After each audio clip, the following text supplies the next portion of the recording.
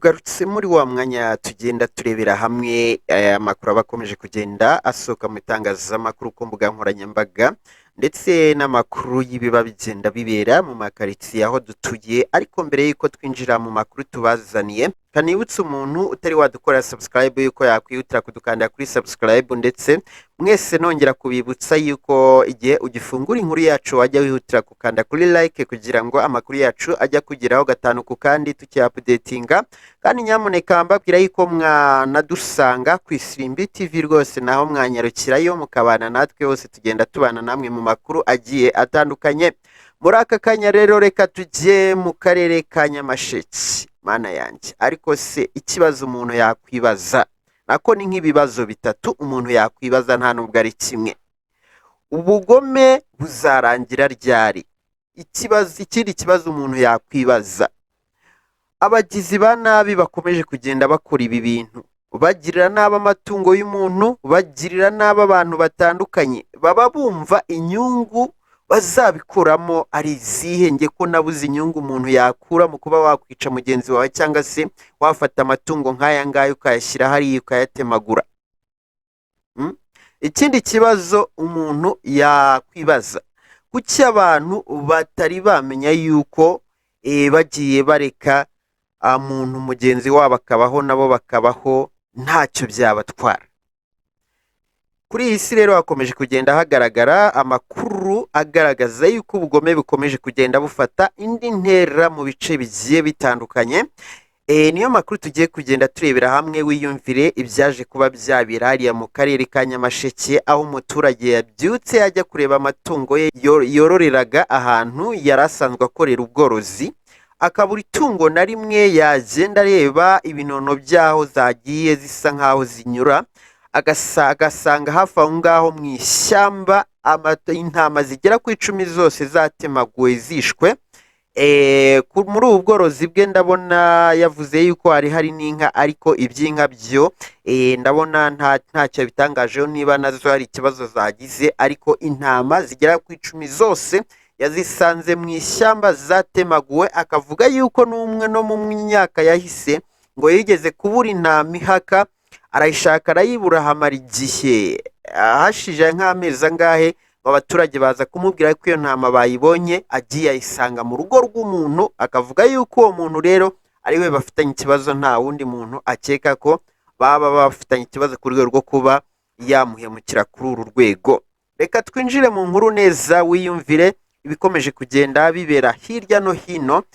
Gusa biteye ubwoba. Ni umuturage witwa Nkusiwi, akaba afite imyaka 58, akaba atuye mu mudugudu wa Mitanga, akagari ka Karengera, umurenge wa Kirimbi wo muri aka karere ka Nyamasheke, aho atabaza avuga ko afite igihombo n'ubwoba bwinshi nyuma y'uko mu rukera rwa tariki ya 2 yiciwe amatungo agera ku 10, ndetse akavuga yuko ibi byamuteye ubwoba kuko ari ubworozi yari yarakoze mu rwego rwo kugira ngo yiteganyirize amasaziro ye, ariko akaba avuga yuko rwose bamushubije inyuma. Akaba anafite ubwoba yuko abamukoreye ibi ngibi bashobora kugaruka bakajya mu muryango we, dore ko afite umugore akagira n'abana bagera kuri 7.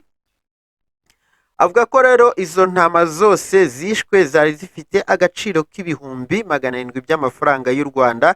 Akaba asigaye heruhera hatabaza ubuyobozi, avuga ati nyamuneka rwose ubuyobozi nibumfashe bukore iperereza bunkurikiranira iki kibazo, kuko ndumva naho mfite ubwoba yuko niba ari abantu bakoze ibi ngibi bashobora no kugaruka nanjye ubwanjye bakangira nayo n'umuryango wanjye.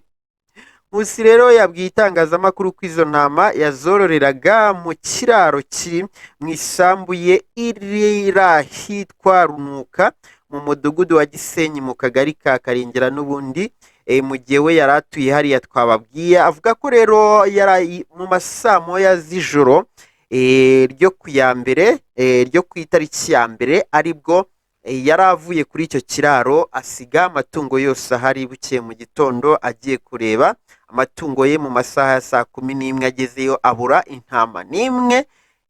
Arareka ngo burabanza buracya. Bukeye akurikira ibinono byazo, aragenda agera mu ishyamba riri hafi aho ngaho arebye asanga intama ya mbere aba arayibonye, arakurikira, ariko akibona intama ya mbere yahise atabaza abaturage bari aho ngaho, baraza bahageze bamufasha gukurikirana, basanga imbere n'ubundi hari n'izindi ntama zishwe. Akavuga ko intama ya nyuma bayibonye mu masaha y'umugoroba bakomeje gushakisha. Izo ntama rero ngo hakaba harimo intama ebyiri zihaka. Nakumira ibisigaye bibera kuri isi ya rurema. Ibi byose rero bikaba byaraye, izi ntama akaba yarazisanze mu ishyamba riherereye ku musozi w'ahitwa Kagano wo mu mudugudu wa Rumumba mu mashyamba y'abaturage. Ariho izo ntama zose zaterewe ibyuma zishwe, bityo yaba we n'abaturage bakavuga yuko atari abajura basanzwe, ari nk'abagizi ba nabi bashatse kumusubiza iheruheru.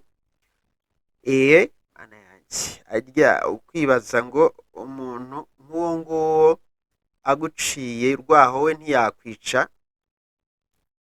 Birashoboka ko yaba ari we baje bashaka bamubura, bakavuga bati reka dusige tumukoreye ibi ngibi, abone yuko iyo tumubona rwose nta bintu byinshi nawe twari guhita tumurangiza. Njye niko nabivuga, kuko numva izo ntama ntago nk'uko n'abaturage babitangaje, ntiwavuga ngo ni ibisimba byazijyanye, kuko nabo baribaza ati si ibisimba byagiye birya byari intama imwe, izindi zikabisigaza n'imitavu igasigara, ibyo bisimba byaba ari ibisimba nyabake? Byaba ari ibisimba nyabake? Avuga ko rero azi uwo muntu azi bafitanye ikibazo ari umuturage wo mu mudugudu wa Nyarusiza, akagari ka Nyakavumu, umurenge wa Mahembe, kuko we ngo mu kwezi k'Ugushyingo k'umwaka ushize yigeze kubura intama, ayibuze arayibura burundu, aratuza. Ku ya 20 Gicurasi uyu mwaka amagarwa n'abantu bamubwira ko iyo ntama yabonetse, agiye ayisanga mu rugo rw'uwo muturage, yarabyaye abana 2, umuturage ayoroye. Umuturage noneho we yagiye kuyiba, ajya kwiyororera, nta no kuvuga ngo wenda reka ngurishe igende, yashaka kwiyoroza ku ngufu. Bisigaye bibera hirya no hino, nta kumiro. Ariko icyo shaka kuvuga ni uko ubugome bukomeje kugenda bufata indi ntera hirya no hino. Iyo ukomeje kugenda ureba ibikomeje kugenda bibera hirya no hino, my friend, bavuga ko biteye ubwoba, ntago yaba abeshye. Ubugome kabisa bukomeje gufata indi ntera. Murabizi hari abasanga inka zabo zatemaguwe, hari abasanga iki, mana yanjye, imyaka yatemaguwe. Bibaza ngo ni ihe nyungu abantu bagenda bakura mu bugizi bwa nabi rwose.